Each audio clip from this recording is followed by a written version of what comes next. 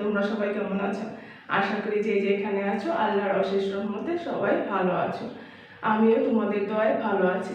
আমি জানি খুব বেশি গরম, চারিদিকে খুব বেশি গরম, গরমে প্রায় জনজীবন অসহ্য এবং প্রায় কারেন্ট থাকে না। তবু তার মধ্যে তোমরা সুস্থ থাকো, ভালো থাকো এই কামনা করি। আজ আবারও আমি চলে আসলাম নতুন একটি লাইভ ক্লাস নিয়ে।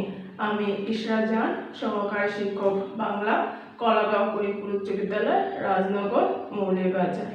আজ আমি আবারও অষ্টম শ্রেণীর বাংলা সাহিত্য কণিকা থেকে একটি পাঠ নিয়েছি। মনে আছে শিক্ষার্থীবৃন্দ, গত ক্লাসে আমরা কি পড়েছিলাম বলো তো দেখি? গুড, আমরা গত ক্লাসে কি 2 বিঘা জমি পড়িয়েছি। তো 2 বিঘা জমি কবিতাটি কে লিখছে বলো তো? গুড, রবীন্দ্রনাথ ঠাকুর। তো এই রবীন্দ্রনাথ ঠাকুর কত সালে জন্মগ্রহণ করছে বলো তো শিক্ষার্থী বন্ধু? গুড, 1861 খ্রিস্টাব্দে। কোথায়? কলকাতায় জোড়াসাঁকোর বিখ্যাত ঠাকুর পরিবারে। তিনি আমাদের জন্য কি কি জিনিস রচনা করছে বলতে পারে শিক্ষার্থী বন্ধুরা? বলো তো দেখি কি রচনা করছিল? কবিতা, সঙ্গীত, ছোট গল্প, উপন্যাস, নাটক, প্রবন্ধ, ভ্রমণ কাহিনী ও রম্য রচনা। এগুলো কি তিনি আমাদের জন্য রচনা করছেন। তিনি একাধারে কি কি ছিলেন? কবি ছিলেন, দার্শনিক ছিলেন, গীতিকার ছিলেন, সুরকার ছিলেন, শিক্ষাবিদ ছিলেন, চিত্রশিল্পী ছিলেন, নাট্য প্রযোজক এবং অভিনেতাও ছিলেন। তারপর আমার সোনার বাংলা, আমি তোমায় ভালোবাসি, এই যে রচনাটা কে করছে? রবীন্দ্রনাথ ঠাকুর। এটা কে করছিল? রবীন্দ্রনাথ ঠাকুর। তো তিনি কোন কাব্যের জন্য পুরস্কার পাইছিল? গীতাঞ্জলি কাব্যের জন্য। কত সালে? 1913 সালে। তার মৃত্যুটা কত সালে? 1941 খ্রিস্টাব্দে তিনি কি করছে? মৃত্যুবরণ করছে। তো আমরা কবিতাটা কোন পর্যন্ত পড়েছিলাম বলতো? কবিতাটা অনেক বড় ছিল। আমরা কোন পর্যন্ত পড়েছি মনে আছে শিক্ষার্থী বন্ধু? গুড, পল্লব ঘন আম্রকানন, রাখালের খেলাগৃহ, স্তব্ধ অতল দিঘি কালো জল, নিশীথ শীতল স্নেহ, বুক ভরাবো মধু বঙ্গের বধূ, জল লয়ে যায় ঘরে, মা ভুলিতে প্রাণ করে আনচান, চোখে আসে জল ভরে। আমরা কি কবিতাটা এ পর্যন্ত পড়িয়েছিলাম। তো আজকে আমরা কবিতার বাকি অংশটুকু পড়ব। তো পাঠটা শুরুর আগে আমরা একটু কবিতাটা একটু আবৃত্তি করি এবং উচ্চারণগুলো আমরা একটু খেয়াল করব। চলো কবিতাটা পড়ি আমরা। 2 দিন পরে দ্বিতীয় প্রহরে প্রবেশন নিজ গ্রামে, কোমরের বাড়ি দক্ষিণে ছাড়ি, রথতলা করি বামে, রাখি হাট খোলা নন্দির গোলা, মন্দির করি পাছে, তৃষ্ণাতুর শেষে পৌঁছিনে এসে আমার বাড়ির কাছে, ধিক ধিক ওরে শত ধিক তোরে নীলাজ কুলোটা ভূমি, যখনই যাহার তখনই তাহার, এ কি জননী তুমি?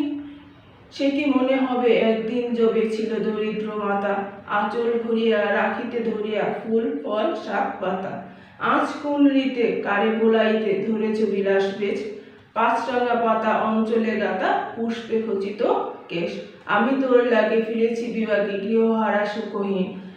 তো আমি এ পর্যন্ত পড়লাম, বাকিটুকু তোমরা বাসায় পড়ে নিবে এবং পড়ে আমাকে জানাবে যে কোথাও কোনো উচ্চারণগুলা তোমাদের সমস্যা হয়েছে কিনা।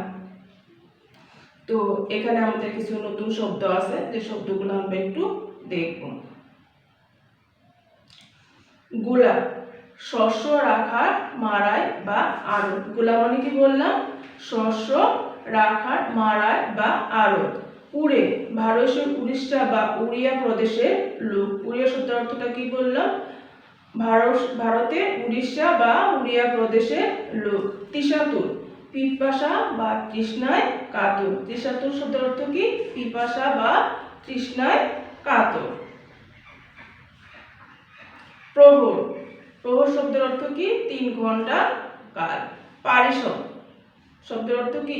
মোসাহেব। পারিষদ শব্দের অর্থ কি? মোসাহেব। লভিল মানে কি? লাভ করিল। লভিল মানে কি? লাভ করিল। তো গতদিন আমরা যে পর্যন্ত পড়েছিলাম মনে আছে তো শিক্ষার্থী বন্ধু? যে ওইখানে কি ছিল আমাদের গল্পটা, আমাদের যে কবিতাটার মূল জিনিসটা কি ছিল? যে এই উপেন কি তার কয় বিঘা জমি ছিল? 2 বিঘা জমি ছিল এবং সেই 2 বিঘা জমি কে ইয়ে করলো, রাজা কি করলো, তার কাছ থেকে কেড়ে নিল এবং মিথ্যা দেনা দেয়, তার কাছ থেকে বললো সেই মিথ্যা ঋণের দেয়, সেই ঋণটা কি করছে, বিক্রি করছে, এইরকম একটা মিথ্যা দলিল করে তার কাছ থেকে কেড়ে নিল এবং সে কি করলো, জমি বাড়িতে ভিটে বাড়ি ছেড়ে কি দেশে দেশে ঘুরে বেড়াতে লাগলো। এবং একদিন কি তার মনে হলো যে আবার তা সে অনেক সুন্দর সুন্দর জায়গা দেখছে, অনেক সুন্দর সুন্দর মন্দির, গির্জা, অনেক কিছু দেখছে, কিন্তু সে যে 2 বিঘা জমির কথা সে কোনোদিন কি করতে পারলো না, ভুলতে পারলো না। একদিন তার মনের মধ্যে কি হলো, যে বাসনা হলো সে আবার কি করবে, সে তার যে জমি আছে যেখানে, সেখানে আবার ফিরে যাবে এবং সেই থেকে সে আবার কি করলো, গ্রামের দিকে রওনা দিল। আমরা এ পর্যন্ত মনে হয় পড়েছিলাম, তো আমরা এখন বাকিটুকু দেখব। 2 দিন পরে দ্বিতীয় প্রহরে প্রবেশ নিয়ে গ্রামে। 2 দিন পরে মানে কয় দিন পরে, সে 2 দিন পরে, দ্বিতীয় পরে মানে 12টার পরে সে প্রবেশ করলো কোথায়, তার নিজ গ্রামে। কুমোরের বাড়ি দক্ষিণে ছাড়ি রথতলা করি বামে। কুমোরের বাড়িটা কি দক্ষিণে ছিল, সেই দক্ষিণের যেতে ছেড়ে রথতলাটা ছিল কি বামে, সেদিক দিয়ে সে কি করলো, পার করলো। রাখি হাট খোলা মন্দিরগুলা মন্দির করি পাছে, সে কি করলো, আর রাখি মানে হাট খোলা মন্দিরগুলা সবগুলো পাস করে সে কি করলো, তার জমির দিকে আগাইতে থাকলো। তিসাতুর শেষে পৌঁছিনে এসে আমার বাড়ির কাছে।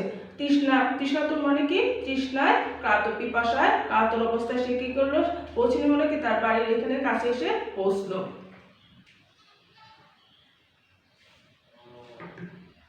ধিক ধিক করে শতধিক তোরে নীলাজ কুলোটা ভূমি, যখনই যাহার তখনই তাহার একে জননী তুমি। কি করলো, ধিক ধিক মানে ধিক্কার জানাইলো কাকে, নীলাজ কুলোটা ভূমি, তার যে ভূমিটা জমিটা ছিল সেটাকে সে কি করলো, ধিক্কার জানাইলো যে তুমি নীলাজ মানে নির্লজ্জ কুলোটা ভূমি, যখনই যাহার তখনই তাহার একে জননী তুমি, তুমি যখন যাহার থাকো তখন কি তুমি তাহারই রূপ ধারণ করি। এটাই কি জননী তোমার জননী মানে কি মাতা তোমার, এটাই কি তোমার রূপ। সে কি মনে হবে একদিন যবে ছিলে দরিদ্র মাতা, তোমার কি মনে হবে যে দরিদ্র মাতা, সেই কথাটা কি তোমার মনে আছে যে একদিন তুমি কি দরিদ্র মাতা ছিলে। আঁচল ভরিয়া রাখিতে ধরিয়া ফুল ফল শাক পাতা, তুমি কি আঁচল ভরে মানে কি ওই জমিতে কি ফলাইতে, ফুল পাতা সব ফলাইতে, এগুলা কি তোমার মনে আছে, আজ কি মনে পড়ে। আজ কোন রীতে কারে ফুলাইতে ধরেছ বিলাস বেশ, আজ কোন রীতে কারে ফুলাইতে ধরেছ বিলাস বেশ। 5 রঙা পাতা অঞ্চলে গাতা পুষ্পে খচিত কেশ। তো সে বলতেছে যে আজ কোন রীতে মানে কোন এতে তুমি যে এত সুন্দর করে বিলাস বেশ, মানে 5 রঙা, তোমার এখানে কি 5 রঙের পাতা আছে, পুষ্পে খচিত কেশ, কেশ মানে কি চুল, কিন্তু এখানে সেখানে কি করছে, সারাটা জমিন জুড়ে সে কি করছে, ফুলে ফুলে সজ্জিত করছে, 5 ধরনের পাতা ছিল, বিভিন্ন রকমের ফুল ফলাইছে।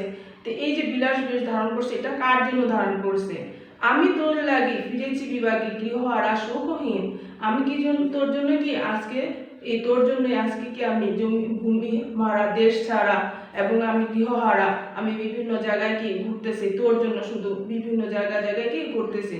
তুই হেতা বসি ওরে রাক্ষসী হাসিয়া কাটাস দিন, মানে তুমি এখানে বসে যে বিভিন্ন ধরনের ফুল ফলাইতেছে, বিভিন্ন ধরনের ফুলে সজ্জিত করছে, এটাকে কি সে বলতেছে তুমি হাসিয়া দিন কাটাস, আর আমি কি সুখহীন, আমার জীবনে সুখ নেই, সবকিছু গৃহহারা হয়ে আছি আমি তোমারই জন্য।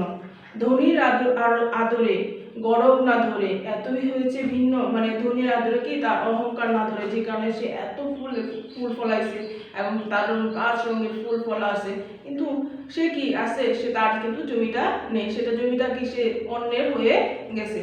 কোনোখানে লেশ অবশেষে সেদিনের কোনো চিহ্ন, কোনোখানে লেশ নাহি অবশেষে সেদিনের কোনো চিহ্ন, সেদিনের যে সে যে জমিতে সে চাষ করতো, ধান ফলাইতো, বিভিন্ন ধরনের শাক পাতা ফলাইতো, সেই ধরনের কোনো চিহ্ন কি তার এই জমিতে নেই। আজ কি এখানে কি 5 রঙের ফুল ফুটছে, অনেক ধরনের ফুল ফুটছে এবং 5 রঙের বিভিন্ন ধরনের পাতা, বিভিন্ন রঙের পাতা, বিভিন্ন রঙের ফুল, মানে পুরোপুরি জমিটা কি ভিন্ন হয়ে গেছে, সেজন্য সে খুব এই কথাগুলো কি বলতেছিল। কল্যাণময়ী ছিলে তুমি ওই ক্ষুধাহারা সুধা রাশি, কি তুমি ছিলে কি আমার জন্য কল্যাণকর, আমার জন্য কি ছিলে তুমি আশীর্বাদ, আমার ক্ষুধার অন্ন কি তুমি জুগাইতে। যত হাসো আজ, যত করো সাজ, ছিলে দেবী হলে দাসী। কি তুমি আজকে যত সুন্দর করে সাজো না কেন, যত হাসি করো না কেন, কিন্তু একসময় তুই আমার কাছে কি দেবীর মতো ছিলে, কিন্তু তারা তোমাকে কি দাসী বানাইছে। বিদীর্ণ হিয়া ফিরিয়া ফিরিয়া চারিদিকে চেয়ে দেখি। তো তার যে বিদীর্ণ হৃদয়টা কি করছে, সে চারিদিকে চেয়ে চেয়ে দেখতেছে যে তার যে চিহ্নগুলা, কোনো চিহ্ন এখানে নাই। প্রাচীরের কাছে এখনো যে আছে সেই আম গাছ কি, সে চেয়ে দেখলো কি যে তার প্রাচীরের কাছে যে একটা আম গাছ, সেই আম গাছটা কি এখনো সেখানে আছে। বসি তার তলে নয়নের জলে শান্ত হইল ব্যথা। সেই আম গাছটা দেখে তার কি, তার ভিতরে যে একটা যন্ত্রণা ছিল, সেই আম গাছটা তলে বসে তার সেই যন্ত্রণাকে সে কিছুটা লাঘব করলো। একে একে মনে উদিল স্মরণে বালককালের কথা। একে কি তার মনে হতে লাগলো কি বালককালের সেই স্মৃতিগাথা, কথা আম গাছটাকে নিয়ে যে বালককালের তার অনেক স্মৃতি আছে, সেগুলো কি তার মনের মধ্যে স্মরণ হইতে লাগলো। সেই মনে পড়ে জ্যৈষ্ঠের ঝড়ে রাত্রে রাহিক ঘুম। জ্যৈষ্ঠের মাসে কি রাত্রে চোখে কি তার ঘুম ছিল না। অতি ভোরে উঠে তাড়াতাড়ি ঘুম, আম কুড়াবার ধুম। সে খুব ভোরে উঠে কি করতো, আম কুড়ানোর জন্য কি খুব ভোরে উঠে যাইতো। সেই সুমধুর স্তব্ধ দুপুর পাঠশালা পলায়ন। সে শুধু দুপুরবেলা কি করতো, পাঠশালা পলায়ন করে কি করতো, সে আম গাছটার তলে আসে বসতো। সেইগুলা তার কি আজকে মনে পড়তেছে। ভাবিলাম হয় আর কি কোথায় ফিরে পাবো সে জীবন। সে ভাবতে লাগলো যে তার যে সেই জীবনটা সে কি আর ফিরে পাবে। সহসা বাতাস ফেলে গেল শাখা দুলাইয়া গাছে। দুটি কাফল লবিল ভূতল আমার ফুলের কাছে। সহসা কি গাছের আম গাছটার মধ্যে কি একটু বাতাস বইল, আর এমনি একটু করে কি করলো, দুটা আম কি করলো তার ফুলের কাছে ফেললো। ভূতল মানে হচ্ছে এখানে পৃথিবী, লবিল মানে লাভ করলো, দুটা পাকা ফল কি ওই তার ফুলের কাছে আইনা ফালাইল। ভাবিলাম মনে বুঝি এতক্ষণে আমারে চিনিল মাতা। সে মনে মনে ভাবলো যে নিশ্চয় এখন কি আমারে আমার মাতা কি চিনতে পারছে।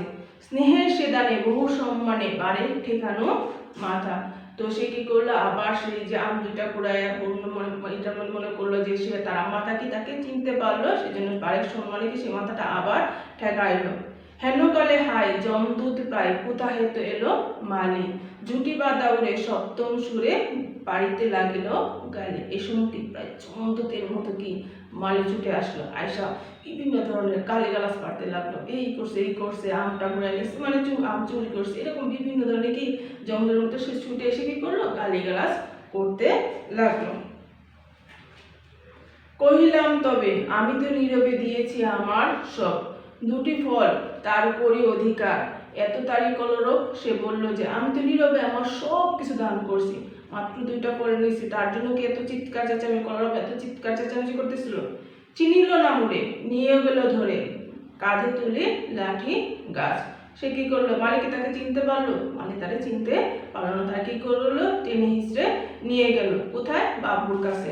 বাবু চিপ হাতে পারিষদ সাথে ধরিতেছিলেন মাছ। বাবু কি চিপ হাতে মানে বড়শি, চিপ মানে বড়শি দিয়ে কি করতেছিলেন, মাছ ধরিতেছিলেন। পারিষদ মানে এখানে হচ্ছে কি যে পাতি নেতা টেতা থাকে না, তাদেরকে বলা হয় পারিষদ।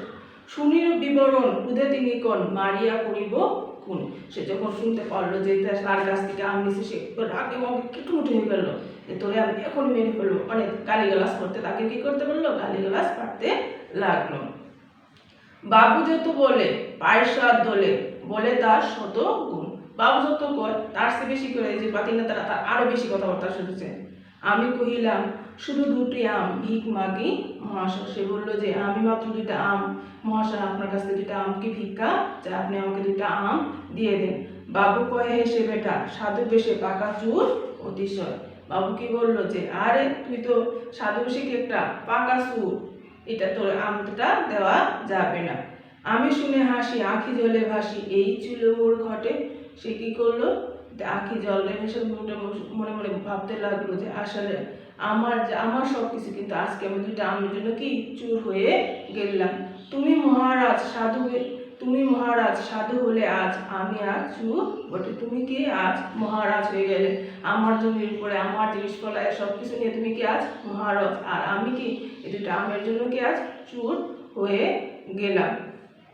তো এই হচ্ছিল কবিতার লাইনের আমি অর্থগুলো বললাম। তাহলে কবিতার মূল জিনিসটা আমাদের কি আজকে, যে একদিন সে কি করলো, তার চিরপরিচিত গ্রামে কি ফিরে আসে। গ্রামের সব কিছু ঠিক থাকে, শুধু তার পিঠেটা আজকে নিশ্চিহ্ন হয়ে যায়। কিন্তু হঠাৎ সে লক্ষ্য করে তার ছোটবেলার স্মৃতিবিহিত আম গাছটি কি এখনো আছে। সেই আম গাছের ছায়াতলে বসে ক্লান্ত শ্রান্ত উপেন কি পরম শান্তি অনুভব করে। তার মনে পড়ে ঝড়ের দিনে কত আম না সে কুড়িয়েছে। হঠাৎ বাতাসের কি ঝাপটায় দুইটা আপাক আম কি করে তার ফুলের কাছে এসে পড়ে।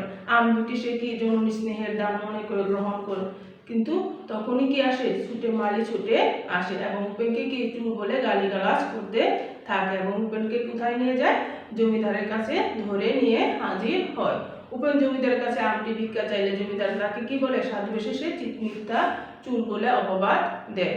তাহলে এই কবিতার মধ্যে কবি কি দেখাতে চেয়েছেন, কি দেখাতে পেরেছেন? বলছে সমাজে এক শ্রেণীর লুটেরা কি বিদ্যমান প্রবল প্রতাপ নিয়ে বাস করে। সমাজে এক শ্রেণীর লুটেরা কি বিদ্যমানরা কি করে, প্রবল প্রতাপ নিয়ে বাস করে এবং তারা কি করে, সাধারণ মানুষের ধন সম্পদ করে লুট করে কি সম্পদশালী হয়। তারা অর্থ শক্তি দাপটের জন্য অন্যায়কে ন্যায় আর ন্যায়কে অন্যায় বলে কি করে, প্রতিষ্ঠা করে। তো 2 বিঘা জমি কবিতাটি থেকে এখানে কবি এদের স্বরূপটা কি সুন্দরভাবে উপস্থাপন করেছেন। তাহলে আমরা এখানে কি দেখলাম, যে 2 বিঘা জমির মধ্যে কি, যে যেখানে তেল মাথায় কি ঢালো তেল আর বেল মাথায় ভাঙো বেল। যারা অনেক সমাজে কিছু কিছু বিত্তবান লোকেরা আছে, তারা কি করে, ওই যে উপনের মতো যাদের মানে নিম্ন শ্রেণীর লোক আছে, দুর্বল লোক আছে, তাদের জমি জিরাত কেড়ে নেয়। তারা কি করে, ভোগ বিলাস করে, তাদের নিজের ভোগ বিলাসের জন্য তাদের জমি জিরাত কি করে কেড়ে নেয়। আচ্ছা, উপেন আমতলায় বসে কি ভাবছিল, কোন কথা ভাবছিল, বাল্যকালে কত। উপেন আমতলায় বসে কি কথা ভাবছিল, বাল্যকালে কথা। পারিশ্রম শব্দের অর্থ কি ছিল, মোসাহেব। পারিশ্রম শব্দের অর্থটা কি ছিল, মোসাহেব। আর রবীন্দ্রনাথ ঠাকুর কোন কাব্যের জন্য নোবেল পুরস্কার পেয়েছিল, গুড, গীতাঞ্জলি কাব্যের জন্য। চলো এবার আমি তোমাদের একটা বাড়ির কাজ দিই, তোমরা সবাই বাড়ির কাজটা লিখে নাও। উপেনের মতো ধনীদের দ্বারা অত্যাচারিত অসহায় গরিব মানুষের জন্য সচেতন মানুষের কি কি করণীয় তা 10টি বাক্যে লিখে আনবে।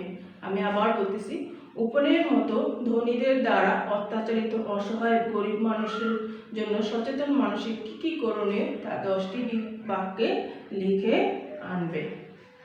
তো আজ এই পর্যন্তই।